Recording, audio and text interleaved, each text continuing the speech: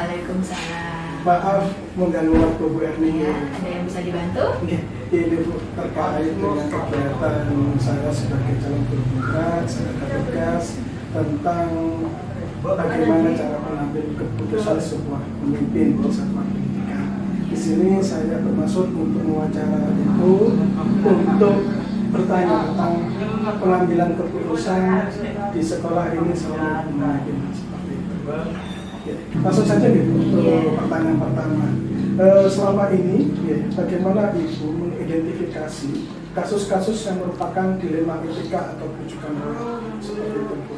Biasanya kan dilema etika bagaimana kecenderungan yang akan dipilih tentang masalah benar melawan benar, kemudian rujukan moral antara benar melawan salah seperti itu. Untuk kasus-kasus di sekolah ini bisa terjadi antara kasus antara guru dengan guru atau bisa juga murid dengan guru atau orang tua dengan pihak sekolah. Jadi untuk pengambilan keputusannya kita lihat dulu kasusnya. Nah, kalau saya pribadi itu mengedepankan pendekatan personal, persuasif. Ya, jadi saya cenderung untuk tidak menciptakan konflik. Bagaimana menyelesaikan suatu masalah tanpa konflik. Nah, kelemahannya kesannya lambat. Ya, kesannya lambat. Kemudian selama ini gitu, bagaimana Ibu menjalankan pengambilan keputusan di sekolah, terutama untuk kasus-kasus di mana dua kepentingan sama-sama benar tentang berbagai nilai kan ada Bu, kita dihadapkan dengan nilai kebajikan yang benar juga melawan nilai kebajikan yang benar. Bagaimana Ibu untuk mengatasi tersebut? Jadi misalnya kasus di sini, misalnya kita ingin mendisiplinkan anak, dari satu sisi aturan disiplin tuh harus begini. Nah, di satu sisi kondisi anak atau kondisi bapak ibu guru itu kalau mengikuti aturan ini itu kondisinya agak tidak memungkinkan. Nah, padahal kita harus menegakkan aturan itu. Nah, jadinya adalah ya kembali lagi kita persuasif, akar permasalahannya apa, nah itu yang kita ambil solusinya bersama. Bagaimana beliaunya atau anak ini bisa mengikuti aturan itu, tapi dia bisa mengatasi masalah yang menyebabkan dia nggak bisa mengikuti aturan itu. Misalnya ada anak selalu terlambat, kendalanya adalah jauh rumahnya, atau dia harus bekerja dulu. Nah, di satu sisi kita nggak menghendaki anak itu terlambat, karena kalau sudah aturan jam masuk ya harus mengikuti jam masuk. Kalau dia ditoleransi terus, maka yang lainnya akan berdampak pada yang lainnya. Jadi kita cari solusi. Misalnya kita bantu anaknya, barangkali dia dari sisi ekonomi kurang, bisa carikan bantuan. Terima kasih. Mungkin nanti prosedur apa yang biasa Ibu lakukan untuk pengambilan keputusan yang seperti tadi itu? Ada langkah-langkah tertentu mungkin?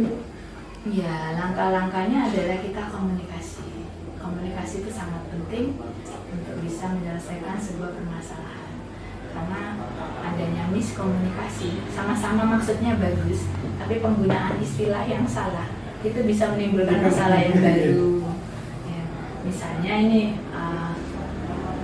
beliau, misalnya ada guru, dia maunya bilang tidak mau mengajar, bukan, tapi dia minta jam mengajarnya dikurangi. Tapi orang lain bisa membahasakan tidak mau mengajar. Nah, misalnya seperti itu adalah komunikasi. Nah, makanya ya perlu kita harus komunikasi dua arah. Komunikasi dua arah. Yang selama ini efektif menurut Ibu dalam pengambilan keputusan dalam kasus dilema etika yang tadi yang sama benar itu bagaimana? Ya, kalau yang terkait sama benar itu ya memang kita harus yang paling efektif ya kembali ke sana tadi, komunikasi, pendekatan persuasif. Karena komunikasi yang salah menimbulkan persepsi salah, masalahnya tambah keruh. Selama ini yang menjadi tantangan Ibu dalam pengambilan keputusan pada kasus-kasus seperti itu apa, Bu? Tantangannya adalah kadang-kadang di sini. Di sini ya, itu yang nggak bisa kadang-kadang. Di satu sisi kita harus hati nurani, tapi di satu sisi kita harus menegakkan aturan. Gitu. Nah, kita harus bisa manajemen ini tadi. Manajemen hati. Mungkin kalau saya lebih cenderung mengalah untuk menang. Mengalah untuk menang ya. Jadi kita mengalah dulu sambil berproses. Pasti orang kalau diberikan kebaikan terus tentunya akan mengembalikannya dengan sebuah kebaikan.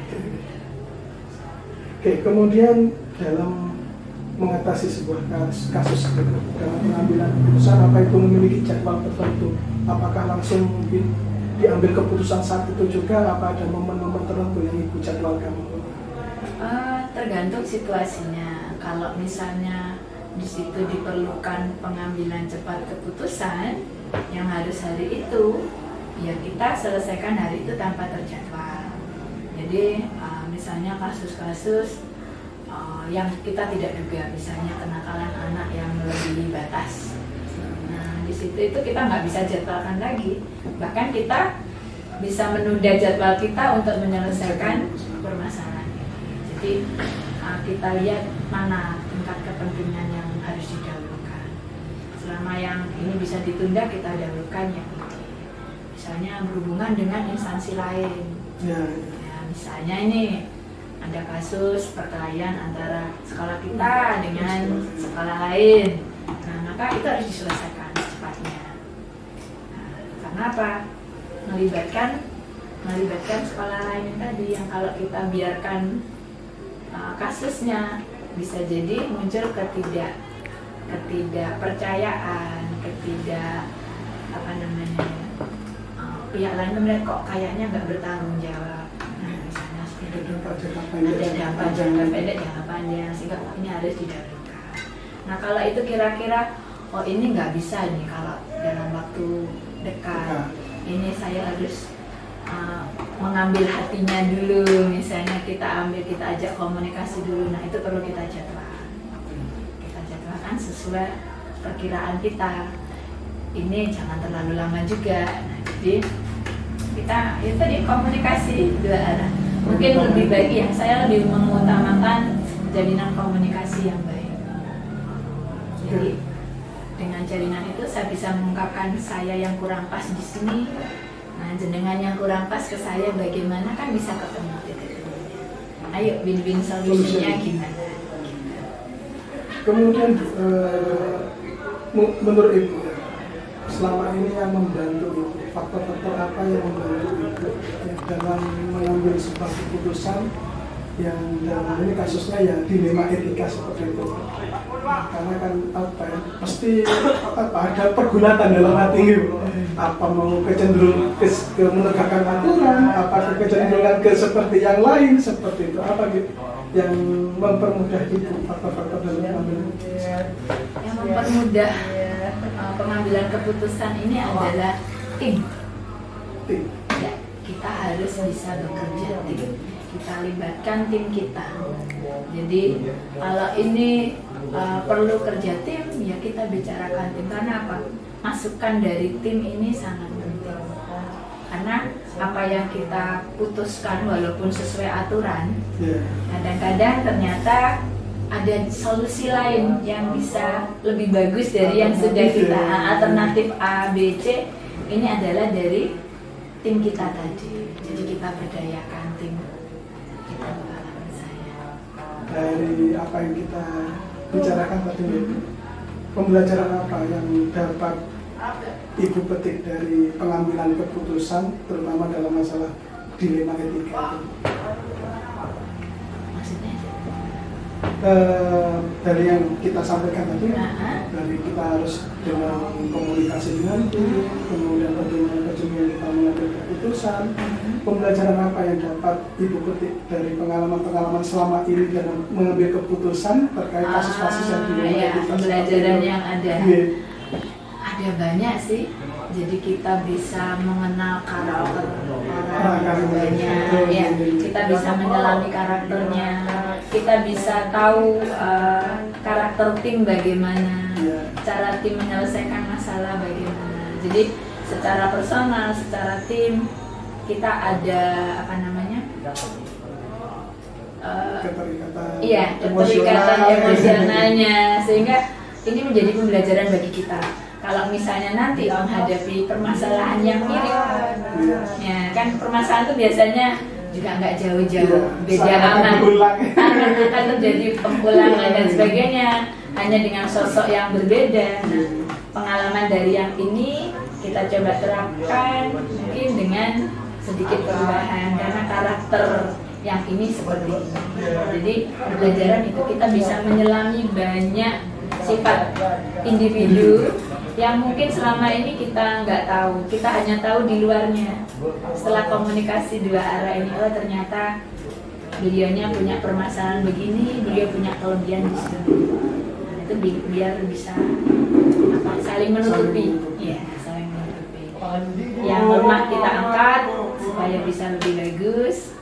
Nah, yang bagus ini kita push untuk bisa lebih bagus lagi. Jadi dengan pengambilan keputusan itu banyak hal yang bisa kita jadikan pembelajaran kita untuk ke depan bisa bagaimana.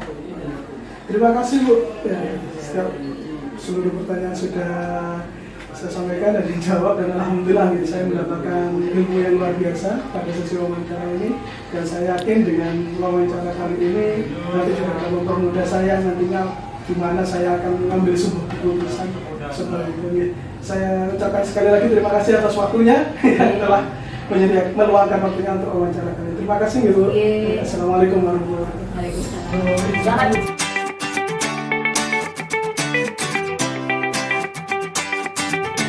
Assalamualaikum warahmatullahi wabarakatuh Bu. Waalaikumsalam warahmatullahi wabarakatuh. Terima kasih Ibu sudah meluangkan waktunya untuk wawancara kali ini. Sebenarnya saya di sini untuk memenuhi tugas saya sebagai calon guru penggerak, yaitu ingin mewawancarai kepala sekolah, dalam hal ini Bu Rohandayati, kepala sekolah dari SD Merawan 3, terkait tentang masalah pengambilan keputusan. Bagaimana seorang pemimpin itu mengambil keputusan, bagaimana mengatur jangka panjang, jangka pendeknya, seperti itu. Kami ingin belajar lebih dari Ibu seperti itu. Oke, mungkin bisa dimulai nih Bu wawancaranya? Ya, monggo. Dari mana Mas tadi? Saya dari SMA Negeri Mumbul Sari. Oh, SMA Negeri Mumbul. Oke. Pertanyaan pertama seperti ini Bu. Selama ini nih Ibu memimpin SD Merawan 3 nih, bagaimana Ibu dapat mengidentifikasi kasus-kasus yang merupakan ada dilema etika atau bujukan moral? Gimana mungkin Ibu ada perlawanan di sisi pertentangan antara sesuatu nilai kebajikan yang baik sama baik dan baik sama buruk? Bagaimana cara Ibu mengidentifikasinya? Ya, tentunya kalau ada kasus-kasus semacam itu, langkah yang saya lakukan adalah yang pertama yaitu mencari informasi terkait dengan kasus-kasus tersebut dan mencari latar belakang kenapa terjadi kasus seperti itu. Kemudian juga selama ini Ibu bagaimana dalam menjalankan pengambil sebuah keputusan di sekolah, terutama pada kasus-kasus yang cenderung menganut nilai-nilai nilai-nilai kebajikan yang sama, dalam hal ini kasus-kasus yang mengandung dilema etika, di mana semuanya sama-sama baik untuk dilakukan seperti itu. Seperti yang saya sampaikan tadi, Mas. Nah, saya yang pertama adalah mencari informasi, kemudian dari mencari informasi kemudian mencari fakta-fakta yang ada, ya, fakta-fakta di lapangan seperti apa. Kemudian mengidentifikasi dari nilai-nilai kebijakan mana yang perlu saya ambil dan yang saya utamakan. Ya. Kemudian dalam mengambil keputusan ini, mungkin ada langkah-langkah atau prosedur yang dilakukan oleh Ibu? Ya, kalau langkah-langkah yang saya ambil, yang pertama tadi mengumpulkan ya, fakta-fakta yang ada, kemudian mencari informasi, kemudian setelah mendapatkan informasi itu, saya akan mengumpulkan teman-teman dari guru-guru atau warga sekolah ini. Kalau misalkan itu masalah yang besar, saya juga melibatkan komite. Kalau masalah itu hanya menyangkut masalah siswa yang tidak besar, misalnya kasus-kasus kecil, misalnya kasus siswa yang tidak masuk, siswa yang ada kenakalan-kenakalan yang tidak berarti lah misalnya. Nah itu hanya saya kumpulkan guru-guru, kemudian saya musyawarahkan bagaimana cara pemecahan masalah-masalah itu. Kemudian saya juga mencari masukan dari guru-guru, masukan dari guru-guru, baru saya mengambil keputusan. Kiranya Ibu, langkah apa yang dianggap efektif dalam mengambil keputusan terkait kasus-kasus yang mengandung unsur dilema etika? Kalau dari masalah-masalah itu ada hal yang efektif yang bisa saya ambil adalah saya juga perlu memikirkan dampak baik itu negatif, positif, dampak yang terkait dengan keputusan yang saya ambil tersebut bagi siswa dan juga bagi kami selaku pihak sekolah. Jadi itu dampaknya. Iya, dampaknya, dampak positif dan negatifnya seperti itu. Jadi sangat penting ya untuk menentukan apa dampak dari sebuah pengambilan keputusan.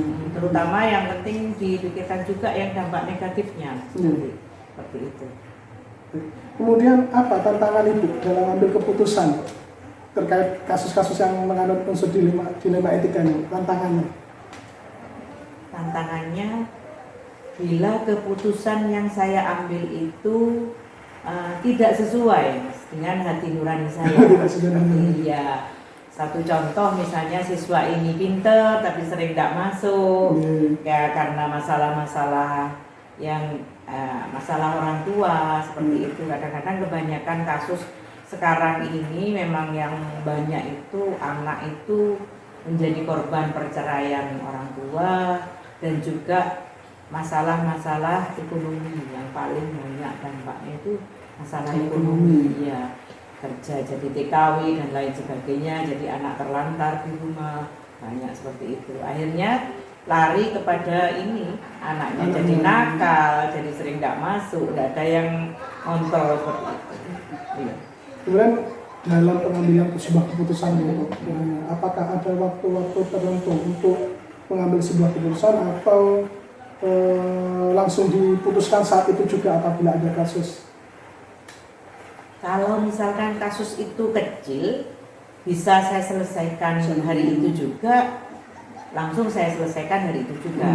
Tapi kalau masalah kasusnya ini kasus besar yang perlu melibatkan banyak orang, baik dari guru maupun komite dengan pihak keamanan, seperti kasus yang sudah saya alami beberapa saat yang lalu, itu membutuhkan waktu yang agak panjang. Jadi saya kasih jadwal gitu. Saya beri jadwal untuk sekarang penyelesaian kasusnya seperti kasus sengketa tanah dan lain sebagainya itu. Tanah sekolah ini juga ini pernah kasus seperti itu. Ini juga karena kalau seperti itu kan akibatnya bisa penutupan sekolah juga, bisa ditutup seperti itu. Jadi saya melibatkan pernah kasus seperti itu, melibatkan keamanan juga desa, dari pihak desa selaku pemilik tanah sekolah ini. Jadi tergantung besar kecilnya kasus ini dan bagaimana dampaknya, memiliki dampak kecil atau dalam masalah. Luar biasa ya yang disampaikan Ibu, ini menjadi pembelajaran tersendiri bagi saya dalam mengambil keputusan. Sekali lagi saya ucapkan terima kasih ya Bu sudah meluangkan waktunya untuk wawancara kali ini. Terima kasih. Saya akhiri dulu. Sama-sama. Saya juga minta maaf ya Mas ya. Bila jawaban saya ini mungkin ada jawaban yang kurang pas lah di hati, ya. Mungkin jawaban ini kurang pas dan ada kesalahan tutur kata dari saya juga mohon maaf yang sebesar-besarnya. Saya juga. Oke, terima kasih. Iya, Assalamualaikum warahmatullahi wabarakatuh.